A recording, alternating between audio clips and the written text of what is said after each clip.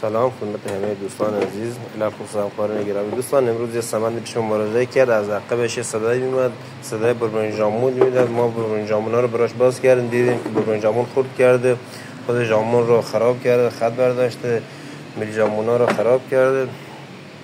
دوستان شما سعی کنید قبل از اینکه به این مرحله برسه به تعمیرگاه مراجعه کنید که نذارید این همه خرابی به بار بیاره، هزینه شما رو ببره بالا. اگر زود مراجعه کنید فقط یک دست بربرین ژامون میخواد، دیگه چیزی زیاد بیشتر نیاز نداره. نگاه کنید چجور زده بربرین ژامون رو خراب کرده که باعث خرابی خود ژامون و پول اکسل شده. دوستان خراب کرده. وقتی که بربرین ژامون خراب میشه نگاه کنید باعث خرابی میل ژامون هم میشه.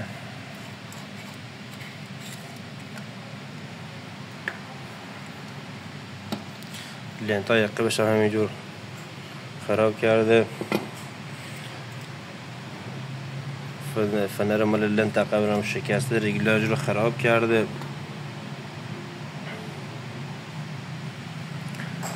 هر دو تا ژامونا رو خراب کرده. این یکی همینجور خط برداشته و باعث خرابی میل ژامون شده. دوستان سعی کنید نذارید به این مرحله ماشینتون برسه. قبل از اینکه به این مرحله برسه به تعمیرگاه مراجعه کنید که رفع ایراد براتون کنه و هزینه آن گفتی بر نداره.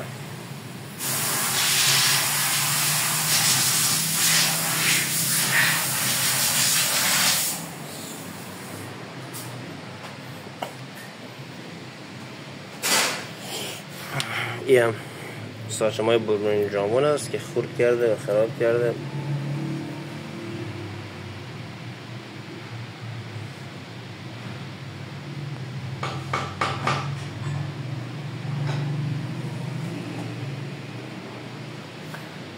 نگاه کنید دوستان، این بربرین ژامون الان سالمه.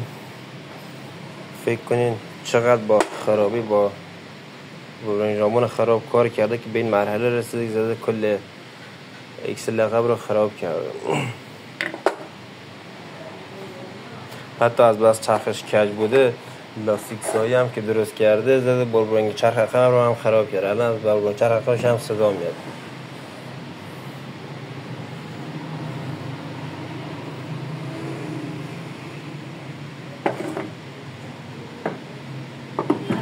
ما الان باید اینو بفرستیم تراشکار، ژامون رو بفرستیم تراشکار، با تراشکاری جوش بزنه، بریزه،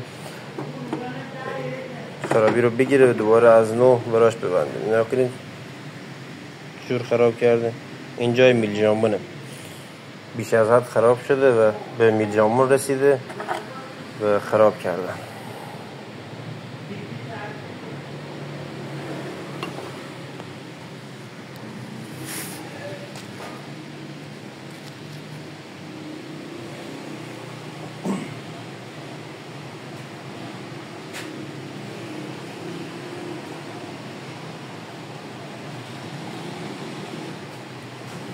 دوستان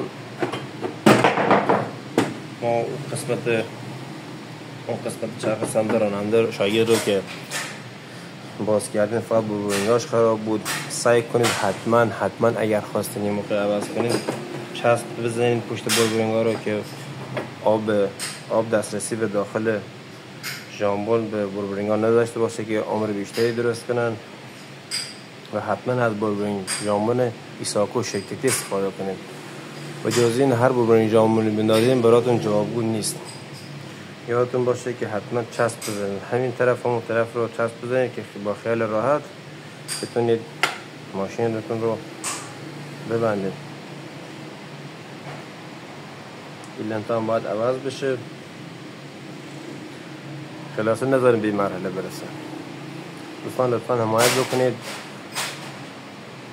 کانال ما رو دنبال بکنید تا از این نکات مهم بیشتر برای شما بذاریم. یا علی، خدا به همراهتون. روز خوش.